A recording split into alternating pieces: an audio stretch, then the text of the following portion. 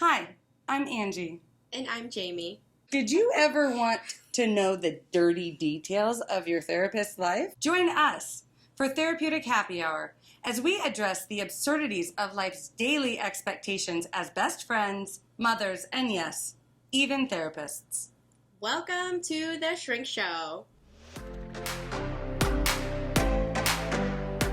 I accept that. So, Hello. hello. We decided, based on the recommendation of a few folks, to talk about how to find the perfect therapist. Jaime. And how to fire a not good therapist. Ooh, We could do hire and wait fire. Wait a minute. Are you saying that there are therapists out there that aren't skilled? Me? I'm sorry, that aren't Jaime? Yes. Because obviously I'm not practicing therapy. Well, I wouldn't say unskilled or not skilled. I would say Aren't the right fit. aren't the right fit. Personality clash. Kind of like doctors. You don't like their bedside manner? You know, I always told my clients when I was doing in-home case management, so I wasn't their therapist, and I was helping them find a therapist. I always said, finding the perfect therapist is like finding the perfect pair of jeans. Sometimes you have to try on a few pairs to know what works for you. Like, you know, we all have different body shapes. We all need a different cut. We all need a different brand. Like, do I need somebody who really pushes me, who really challenges me, who really calls me out on the shit that I am unwilling to look at as a therapist? Or do I need somebody who kind of strokes my ego and offers little advice here and there, but really just hears me? You know, what kind of therapist are you looking for? What is your intention? Yeah. Yeah.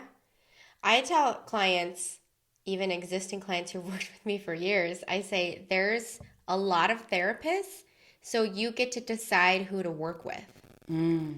Because you don't have to just work with me because, like in an agency setting, I'd say that. Even if they're like, well, I was just assigned to you. Like, I had no choice. You had availability on Tuesday at 2, so I came in. And I was like, that's fine. Like, you got your foot in the door, so high five. But if you want to transfer to, like, someone who's older or younger or availability on a different day who does this type of therapy versus this type of therapy, you have options. It doesn't mean you're stuck with me because you were assigned to me, or it doesn't mean you're stuck with me because I'm the only one who had openings. Yeah, although sometimes just the cost of therapy alone, I mean, if I'm spending out of pocket $50 to $100 just to see you, I don't want that to be a waste. Oh, yeah. But So then if it's not a value for your money, then find someone who is a value for your money. Meaning people decide if they're going to make coffee at home or go to Starbucks. Is that worth your time and energy to pay that amount? For some people it is, and for some people it isn't. So yeah, if you want to see somebody that your insurance covers, that does a good job, that has the right amount of caffeine for you, or if you want to pay someone out of pocket that perhaps you do have to spend like $100, $150 an hour, But it's flavored so exactly how you meaningful want.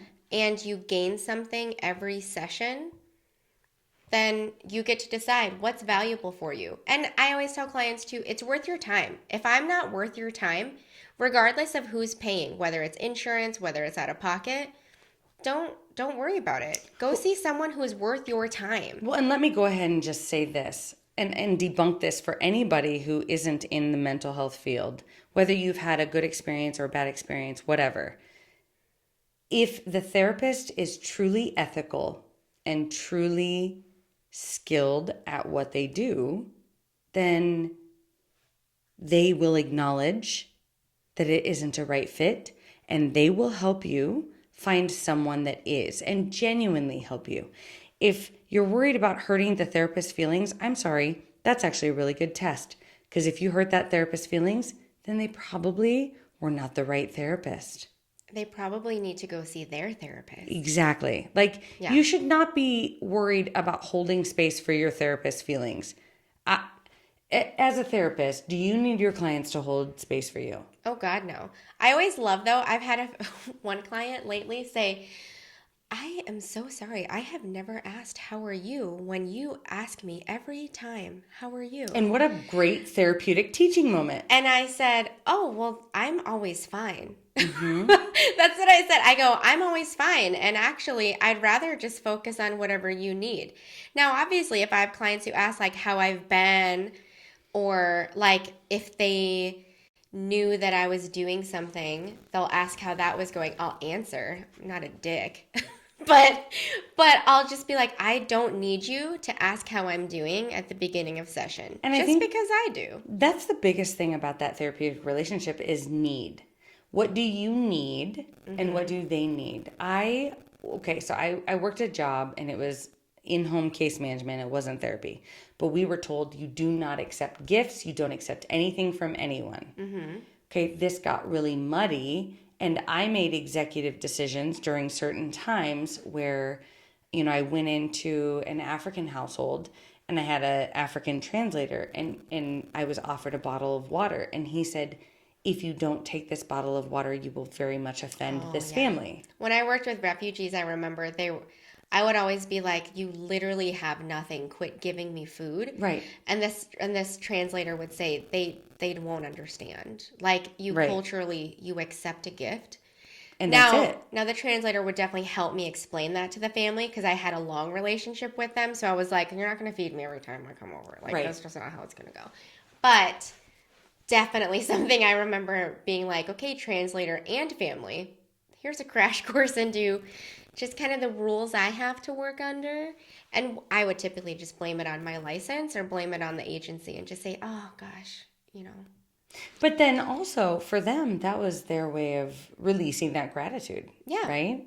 I had Yeah, thank you is different in different cultures. It is. Like I had a Hispanic family I worked with, and at the end of my work with them, like this mom had made this incredible gift, like this Kleenex box that was decorated, and her kids had decorated. I still have it in my little girl's room because it's like this pink, beautiful, frilly box that you put Kleenexes in. I mean, it's gorgeous. If I had rejected that, I would have damaged that therapeutic rapport. But when you are seeking therapy, if you feel like your therapist relies on you or needs you, or you can't be authentically you because of fear of how the therapist might internally take it, or If you're worried about hurting your therapist's feelings, first of all, bring it up to your therapist. Yes. Guarantee you it's not a big deal. Even though it feels like a big deal, I'm not discounting your feelings. Right. And bring it up to your therapist so you can have a dialogue about it. Because the difference between your therapist and any other person that you have any level of a relationship with is your therapist is capable of providing you a dialogue, of dissecting all of the emotions you're feeling, and making a game plan of how to move forward from all of the above, which is probably different from most relationships that most people have. And I think that's actually thinking about it, that's what helps answer the question of, I've had somebody ask, like, what does holding space mean? You guys say it a lot on the podcast. Oh.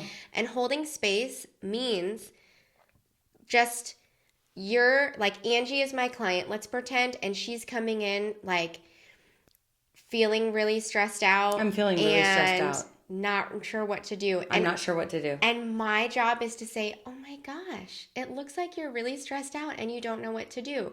So me, quote unquote, holding space for her is allowing her to just say whatever she needs to say, to if she needs to cry, if she wants to yell, if she wants to throw a tantrum because that is how she's feeling about that stress and not knowing what to do. I'll allow her to do that, and I will help her move forward so she gets to leave my office no longer feeling the high level of stress and feeling like that emotion has moved its way to its end. So energetically, relationships are give and take. It's this even exchange, or should be this even exchange of energy. But therapy is very much a take, give. And maybe that's what that holding space is I'm holding space. I'm allowing I'm not you, expecting yeah. anything in Yeah, return. me as a therapist, I don't need anything in return. No. I don't need you to say, wow, I'm sorry I just yelled. I'm sorry I just cried. I don't need any of that. I just need you to leave feeling better. And I don't need anything from you in exchange So, except for payment. well, yeah, right. But Because it's my job. similarly, in like an obscurish way, because I know that teachers gain so much from their relationship with their students. But sure, yeah. similarly, it is that like teacher-student relationship where if I'm teaching a math lesson, I don't need you as a kindergartner to train me on addition. Like I can hold enough space and knowledge of that particular topic for you because it's You don't need it reciprocated. Yeah. right. You might gift me in other ways in teaching me about playfulness or teaching me whatever it is, but in that moment, that's the space I'm holding for you. So then in that way, it's like we're emotional teachers. Like we are holding the space for those heavy emotions that a lot of people in society don't know. A lot of people hate fucking math. And they're like, I can't fucking do math. I mean, even the Incredibles commented, like, why is math changed, right? And I always quote cartoons, but it's stupid. But emotions are just as complicated as math. For sure. Maybe that's why I always liked math. I always say therapy is that class in school that you should have taken. Just like we all should have learned how to do taxes. Everyone should learn how to like change their oil in their car. All these life lessons that not everyone gets taught. Therapy is the same exact thing. But we don't all like to have teach. Emotions, but we all live with emotions, have emotions, but who teaches us what to do with them? Right, but there isn't one set way. And that's why there isn't a lesson on that. Because how do we say you can feel what you need to feel, but it doesn't have to look the same as it doesn't have to look Joey the same, but it's Timmy still the same Sally. in the sense of emotions all have a beginning, middle, and end. However, we, at least in our culture and society, stop it from the emotion reaching its end. And when that happens, that's when we get the buildup of an emotion and then the explosion of an emotion, and it's transferred into a place where it doesn't belong. So when I'm stressed out at work and I come home and explode on my husband, my anger and frustration, that actually had nothing to do with him. That had to do with all the stress of my day. So if I learned how to better process that emotion and move it from the beginning, middle, and end where it belongs at work, then I could come home and resume a new emotion at home. So do you think sometimes as individuals, when you talk about hypnosis, you talk about the subconscious. The subconscious will never allow us to do something that we aren't comfortable with, right? So coming to therapy, especially for the first time, is very vulnerable. Yes. So if my subconscious is looking for an excuse, because I mean, we all know. Sure. If I'm trying to, I tried to quit smoking forever ago, several times. I did quit, I don't know, God, 11 years ago? A while ago. It was a long time ago. Through hypnosis. Fascinating. But quitting smoking is hard, right? If you're a smoker, you understand. Or quitting anything that's difficult. If you're trying to fix your diet, if you're trying to exercise more, changing a routine is difficult.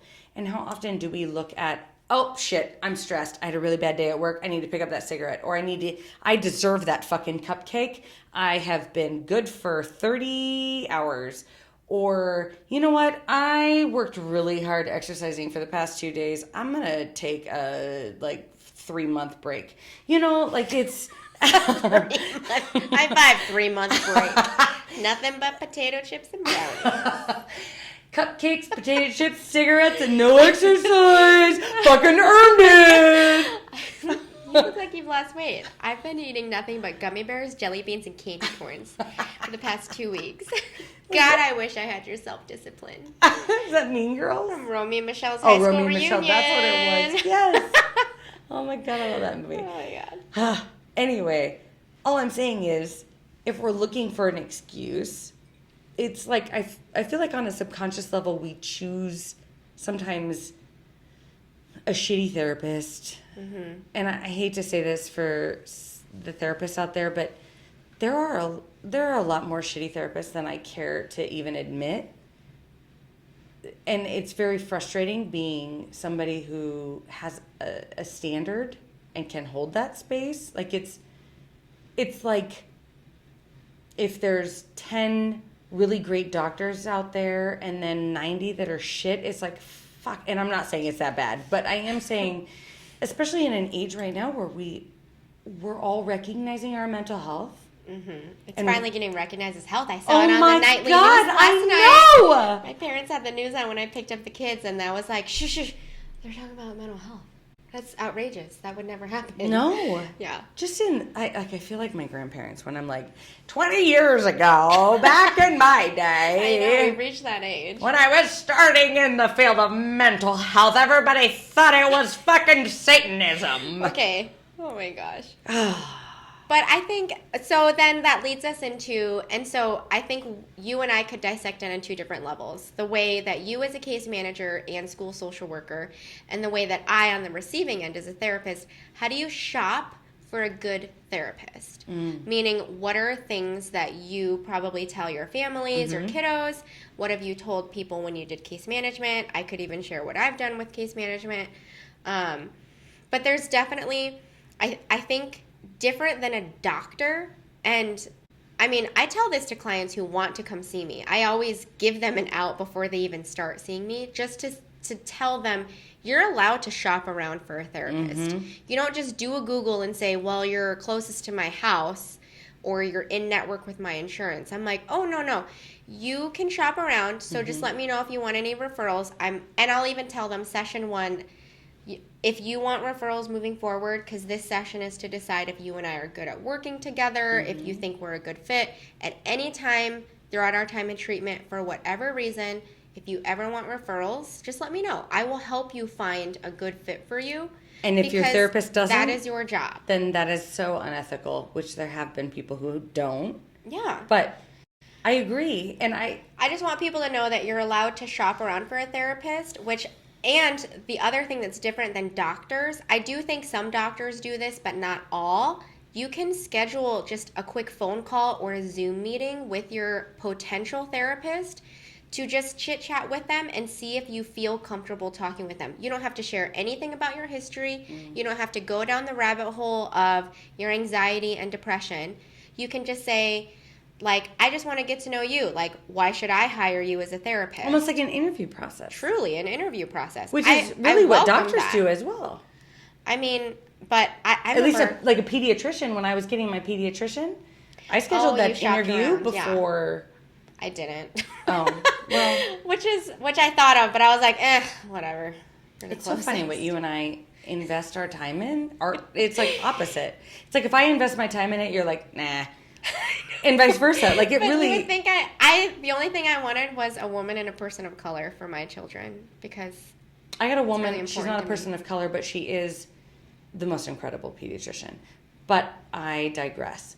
But you're allowed to do a consultation, and I think people don't know that exists, so I want people to know that that exists. Meaning, if you don't have to just go session 1, pay them, and leave thinking, what the fuck just happened? You can, I honestly though, like probably 30% of my clients do a consultation. Most people just come straight to see me. I don't know the rhyme or reason, but it's just an option, and I want people to know that that exists, especially if it's your first rodeo and it's your first time ever doing therapy. Well, and I also feel like there's so many folks that judge therapy or therapists based on 1 or 2 really bad sessions with either the same therapist or 2 separate therapists. And oftentimes I feel like it's a challenge that is something you need to work through, right? You need to see beyond, that what's presented to you. Like almost as though finding the perfect therapist is your therapy. Like you have to find your voice. You have to find what you need. You have to be intentional about what kind of therapist am I looking for. Like I always ask my students, do you prefer talking to men or women. Yep. And a lot of times they have to think, oh, what do I prefer? Yeah. Now, I prefer talking to men because I need a very no-nonsense approach to therapy. I need you to just call me out on what it is I'm doing. I need you to correct my wrong thinking or challenge my wrong thinking. I don't need the feel good. I don't need the fluffing of my feelings. That's not why I go to therapy. I can get that from a lot of other areas. I want the truth. I want to work towards the solution. So just fucking give me the goddamn facts. That's all I fucking need. Like, tell me I'm a fucking dumbass and then okay, I can move on. Like, that's it. Yeah. So I prefer a male. But a lot of times people don't even think about that basic. Yeah. Think about if you prefer male, female. Think about if you prefer older, younger. Do you prefer a person of color? Yeah. Do you prefer somebody with a certain religious preference? Yep. Or a religious openness? But that also doesn't mean that we can't challenge ourselves beyond that. Like your white supremacist guy who ended up with you as a therapist, which supremacist. is still so magical. I literally every session was like, do you want another therapist? Are you sure you wouldn't like this white guy down the hall to be your therapist? This white woman across the hall to be your therapist? Every session would bring it up. And I would bring up, it seems like you would just be a better fit. And the funny part is I would give him homework and I would give him things to work on and he would do them every time. So that's why I was like, you're doing the work, I guess. That's so fascinating. It's just crazy. I was like, I don't know. You are declining my offer for a white male therapist. Now, I mean, he wasn't full on white supremacist. He was pretty darn racist and pretty, blatant about it.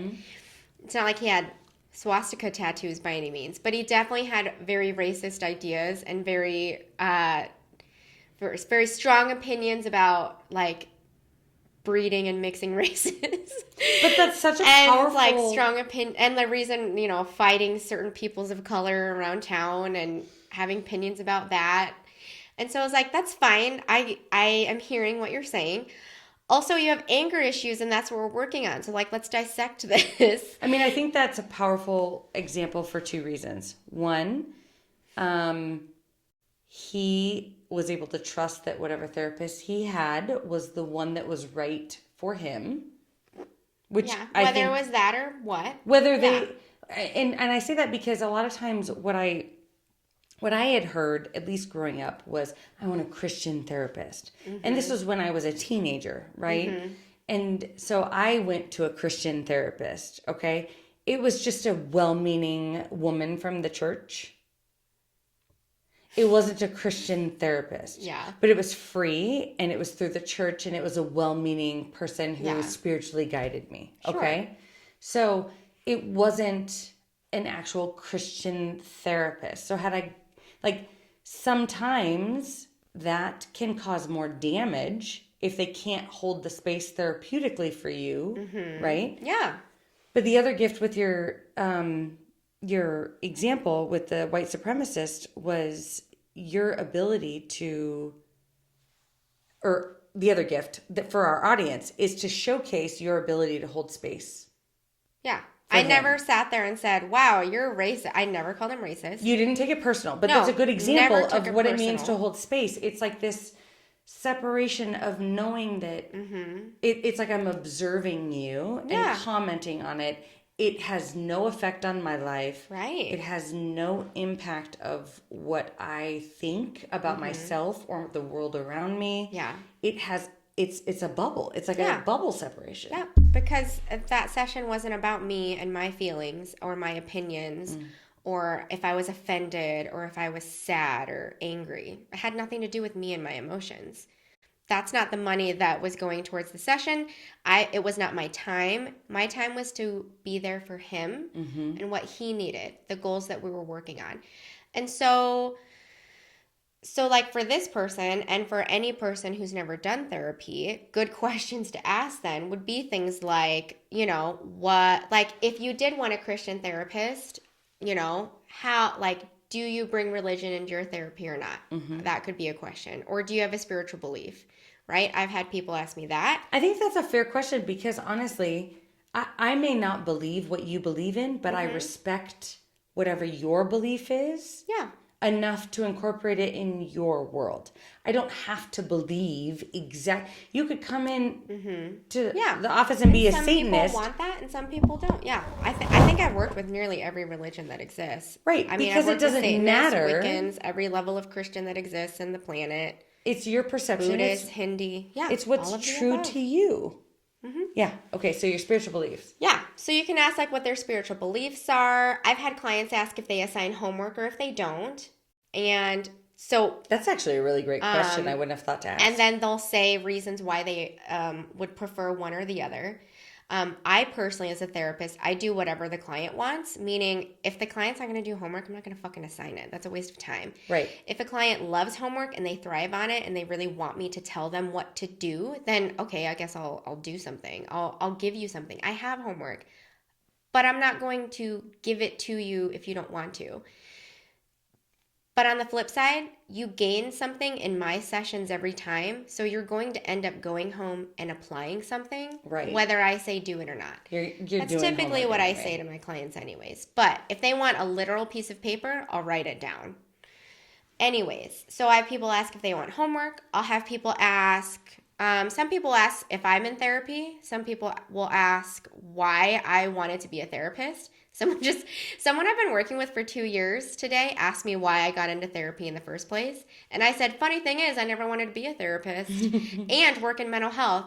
And when I did work in mental health, I didn't even want to be a therapist then. I thought therapists were hokey and stupid because I had only met the bad therapists in town. So it's all just, just perspective and interesting, I think, for people to gain an understanding of, like, why should I trust you? What education and background did you get? Some people ask where my degree was, why I got my degree in that. Oh my God, that's so funny because Joel and I needed a couples therapist. Yeah. Like forever ago. Sure. And we had the EAP, the Employee Assistance yeah. Program list through his work, not mine, obviously, because, mine's just a very traumatic and stressful job. But why would they provide EAP? Why would they provide EAP? That's stupid for working with people in trauma. Whatever. I know.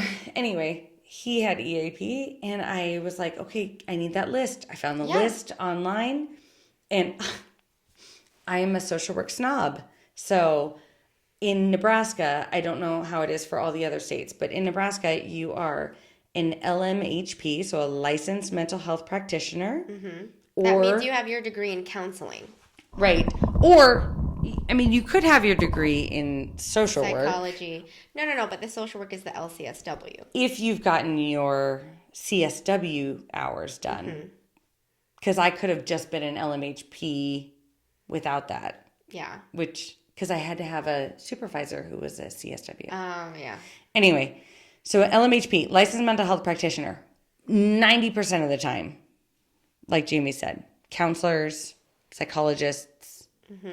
And then you have an LCSW, which 100% of the time, they are social workers. Masters in social work. And so for many folks who have the traditional sense of social workers as taking babies away, that is not what we are.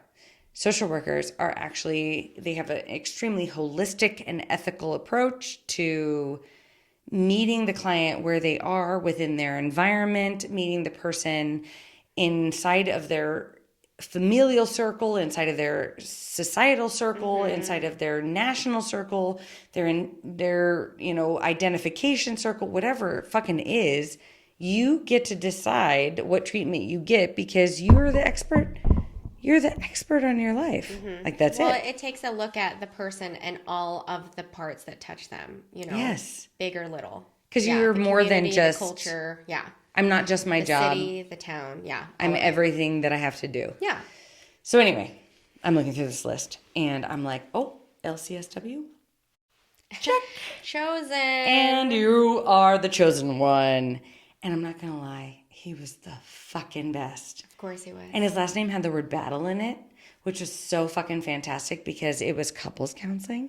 And I also found that ironic. He was the first fucking social worker that I came to. And so, that kind of debunks the fact that you don't have to overthink this bullshit. I literally found the perfect couples counselor by my values as a social worker and the irony of the word battle as a couples counselor in your last name. Like, Yeah. that is how I chose the perfect couples Perfect counselor. therapist. Oh my God. Yeah. Like, it can be that simple. Like, also, I guess just trust yourself to choose. Yeah. And trust yourself that if it's not right, trust your gut.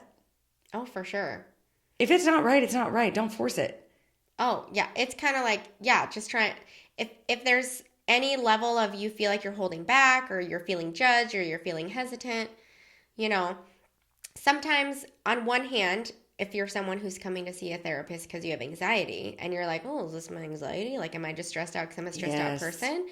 That's when, and even some clients, I'll even say, you can see me for a few sessions and then get to know if you think we're a good fit, because sometimes people need that. And this is why questions like this that we're saying in today's episode has to do with, these are questions you can ask throughout the entire like lifetime of a relationship you have with that therapist. Because like I said, that client of mine I've been working with for over 2 years literally today was like, why did you become a therapist? Like, every once in a while this person will ask me random questions like, I don't know if I should keep you as a therapist. Like, can you remind me again, like this? And it'll be a random, like, get to know you question.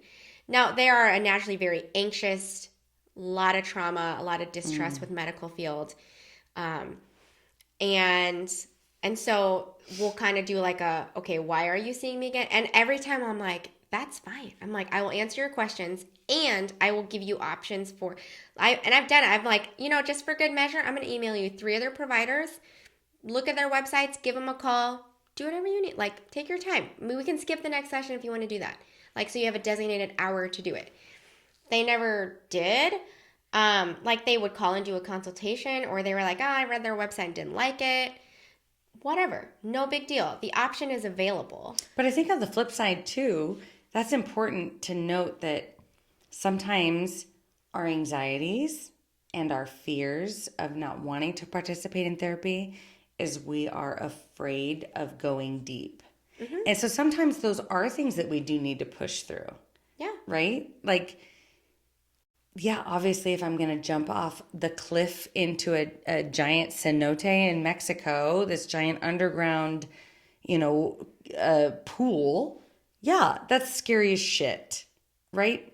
So I might second guess myself like, oh my God, I don't want to die. But I can take that leap of faith, trusting that I'm going to have more fun than the regret I will have if I don't try it. Yeah. That's how my brain works. Yeah. So therapy's the same. Sometimes we have to recognize we do have to take a leap of faith. Yeah, absolutely. So yeah, I have people ask like what type of therapy I do. So some people want just talk therapy. People have heard of EMDR therapy. So they'll ask if I can do that. People ask about brain spotting, other therapies that exist besides those two, like internal family systems. Obviously, couples therapy is one. So that's where I'm like, I don't do couples therapy. So obviously, here are some referrals for that.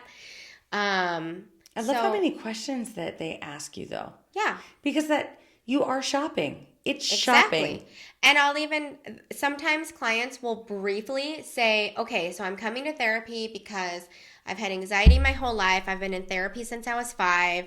I feel like all of my past therapists have done this, this, and this, and I'm really wishing I could get a therapist that can do this, this, and this. Can you do that?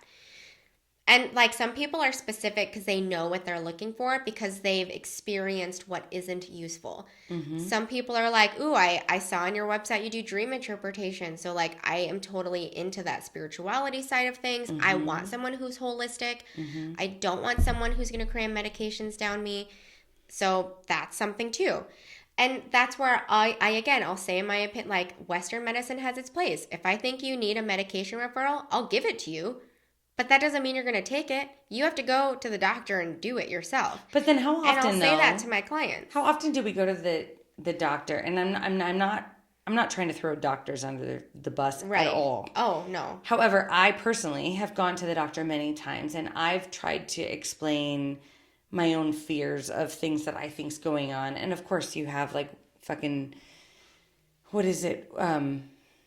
what's the website? WebMD. WebMD, right? That Google's diagnosing suddenly you. I have cancer because I have a runny nose, right? That's it. That's it. That's Yeah, all I have. You're probably dying yesterday. Yeah. Yesterday and the day before, but I go to the doctor and I am afraid to say what I need and what I'm afraid of because I have been dismissed or I've been ignored or mistreated or whatever it is because you're dumb. Like, who the fuck are you? Yeah. Yep. I personally feel like therapists, if they are a good therapist, recognize that you are always the expert of your life. Yeah. In my opinion. Right. Do you hold the same opinion? I do. I've had times where I've probably been assertive to some clients where I'm like, no, you need medications for this reason. Yes. And like the only time I've ever had But you've provided explanation after explanation. The only time I have to be assertive as a therapist is when sobriety is an issue to the point where it's affecting therapy. So I have had clients where I've said, if you cannot guarantee me that you are going to remain clean during our time working together, I cannot work with you. Now, the few people who have declined coming back or continuing to see me, it's because they're using. Right. Now, how am I going to be an effective therapist if they're high all of the time and in session sometimes? I'm not going to be very effective. That's not worth my time or their time, right? It's not worth their insurance paying for it. That is one of the main times I am very much like, not a good fit, because if you can't promise me sobriety, then that means you need a different provider, because I am not a licensed alcohol and drug counselor. Also, ethically, I can't work with you. I can't help you. Right. I can't help provide you coping skills. Yeah. That's unethical. High. Yeah. And talking you're incapacitated. Like the doctor example was, I wasn't necessarily saying not to be assertive by any means. Yeah. More so like that dismissive. Like pushing, like, oh, well, nothing's wrong. You're fine. Right. Yeah. Or like, oh my God, no, you don't have this major thing, or this major thing is blown completely out of proportion. Yeah. Like, it's more of meeting you where you're at to say, yeah. Yeah, I've had some clients, going to that example, I've had some clients say their last provider was always saying, it's not that big of a deal. Or do you really think X, Y, and Z meant A, B, C? Jesus, and that drives me fucking crazy. Unfortunately, those are majority of my people of color, and that's why they find me as provider, because their white providers are very dismissive about particularly like microaggressions. God. Mistreatment from medical doctors. Their pain is minimized, like their physical and mental health pain. So but that's so typically why I'll have happens. Those clients find me, because they're like more often than not, my people of color who've been in therapy before will say, yeah, I'm coming to you because my white therapist said this, felt really dismissed, felt like they didn't think I had a real problem, because they would say I don't have a real problem. And as a white practitioner, it drives me fucking crazy. The fact that any person, let alone a white person to a person of color, but any person in general, you should never say it's not that big of a deal. Now, I will take that back. I do say that to my children, but that's usually if they are... It's only because they're not bleeding. Right. I mean, if they literally just, if I know their physical capabilities and they're like, and they're just doing it for like attention, it's not, heavy. You're not that hurt. It is not that big of a deal. Right. But as a therapist, again, that's not holding space. Going back to our definition, I'm not holding space for my family. Yeah. Fuck them. They're on their own. Yeah. Well, yeah, they are. Just kidding. But yes, it's kind of that, if you have a therapist that's their approach, then odds are you have the completely wrong therapist for you. Because... And that's unfortunate, because that doesn't mean that that's how every therapeutic experience will be. And so that's why it's okay to shop around. It's okay to shop around whether you've been with your provider for 5 minutes or 5 years. Yeah, you might have really liked your person. I mean, shit, how often have we had jobs? I had a job that I loved for fucking 2 years. And then year 3, 4, and 5, I was like, oh, I can't handle this anymore. It is okay. Or relationships in general. Just think of it like a relationship. Yeah. Like a new friendship, do I enjoy this? Am I gaining anything from it? Mm-hmm. If it's more work to come, not because I don't want to be challenged, but because I don't feel like I'm getting anything from it. Because we have to differentiate Yeah. the two. And that's why, so then that leads into firing a therapist. So I've had times where, and I'll even tell clients, I'm like, wow, it seems like things are going really well. It's almost like the past few sessions, past several sessions, and I'll even look at my notes and we can give it a date as to, oh, wow, you've done X, Y, and Z on your own. Like, we'll start off by stretching the time in between appointments. Maybe we'll go bi-weekly. Maybe we'll go monthly. Maybe we'll go every other month. Just to kind of like take the training wheels off of, you can do this on your own, girlfriend. Like, let's try it out. Like you've literally been doing it on your own probably this whole time. This whole time. It's always them. 110%. I know. However, there'll be times too where if the client's like, maybe I've gone as far as I can go with you because like I've had one client, they were like, you know what? Like we've done a lot with hypnosis, we did a lot with EMDR, and they really, really wanted to see someone who does internal family systems, the IFS therapy. And they were like, I really want to try it. I feel like we've done really well. And I know I can always come back and see you. So I'm just going to go see them and like, thank you so much. And then we had a closing session. We reviewed everything. And that's fine, right? You can always do that. If you work with me for a few sessions and we just don't click and you don't like me, most people just stop communication. But I mean, I always say give permit. You can call your therapist and just say this isn't working. Bye. It's not a big deal. Right. If anything, it just kind of helps me know, are you doing okay? Like, am I going to send you an email really quick to check in? I don't want to harass you, but you also don't want to like not be there for them if they need you. Yeah. And so just for clients to know, you are allowed to tell your therapist, you know what, I'm good, or you know what, finances are tough. I'll come see you in a couple months when things clear up. I've had people do that because of the pandemic. And in fact, open communication It's not a big deal. Valued on so many fronts. Yeah, no big deal. I always push for it from day one. It's I'm a like, business. just let me know what you need and I'll let you know what I can do as long as we can be respectful of that. Some people, some people leave other therapists because they don't like, I don't know, like their cancellation policy if they have kids. Who knows? Like sometimes you just don't know until you start working with someone and you're like, you know what, this doesn't jive with me. I can't do it. It's not like it's a right or a wrong, but just know that you always have options. And if you're the client, you 100% have control. You should. And it should be one of the most non-judgmental and easiest relationships. And now I will caveat that with the bureaucracy and what the bureaucracy expects. Sometimes, like if you have Medicaid, you have to go see a psychologist or an LI, which is an independently licensed folk that can diagnose you and do the whole diagnostic interview. There are those certain hoops that you have to jump through and that therapists have to jump through. But I agree with you in the sense that just ask those questions and say, what is this going to look like? Yeah. What is your typical time frame? Yeah. I have a lot of clients who ask, how often do you see clients? I have clients ask, what's the first session look like? Like, well, like for how do I know when I'm done? How many sessions does it take? People ask that. Like the reason I did not like to do therapy in the traditional sense, I can't work with somebody for 4 years, two years. Like I can't deal with the same problem over and over and over and over and over. Like I don't know. I just can't. I'm sorry. If that's what you're looking for, then don't come talk to me. Like you can't tell me the same story 1,000 times and have the same problem and have us come to the same solution. It's like fucking Groundhog's Day. It's what it feels like. I can't do that. I can't. Yeah.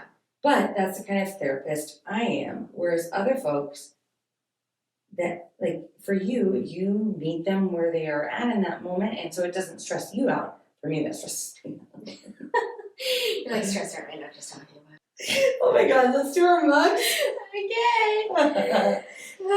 Beach party animal, party naked. Okay, so, Oh, these mugs are brought to you by our one listener, Lisa, again. So Stud the Wonder Dog is riding a surfboard with his pants all the way down to his ankles and his boxer shorts going. Yeah, he's scandalous. He is ready. And it says beach party animal, party naked. How does this apply to therapy? The way this applies to therapy is... How does it apply? It means sometimes we have to be super vulnerable in order to live our best life. Sometimes we're I'm sorry. Can I say that again? Do you like how I just fucking... I was going to say, this was what I was going to say. I was going to say, sometimes we're living very impulsive, risk-taking lives, and that's when we probably need the help of a therapist to teach us healthy boundaries and safe life decisions. Oh my God, I love how you and I approach it from two different angles. Because for me, it's okay to be vulnerable and pull your pants down sometimes if it means that you get to live your best life. It's okay to fucking say what you need to say and expose some of the most vulnerable places within yourself. Like your swimsuit area. In order to be a party animal. And a girl. Way to go, stud, the wonder dog. And mine says, I may be old, but people who look like me always win the lottery. Which is funny because the lottery is a very hard game to play if your name is Jaime. And also, me as your therapist, you are always winning the lottery. But that's my 100% biased opinion. You are always winning the lottery. Yeah. But also, sometimes we have these biases, like old means you win the lottery. Or I had another thought and it went away. Obviously it wasn't important. Good. That's good. You can fire me as your therapist. It's okay. But if you want to come yell at Angee, like I said, I those thousands. I mean, seriously, I am... Is it still recording? Fuck. Bye. Thank you for choosing to spend a portion of your life with us. And remember, don't take yourself too seriously. Life is all a giant shrink show. A Huda Media Production. Side effects of listening to this podcast may include side aches or snorting from laughter, impromptu jazz hands, nodding in agreement even though you might be listening alone, an occasional "you said it, girl," and mild cases of existential dread. This podcast is strictly for entertainment and informative purposes only and is not intended or implied to diagnose, treat, or otherwise substitute for professional mental health, medical, legal, or other advice. Thank you.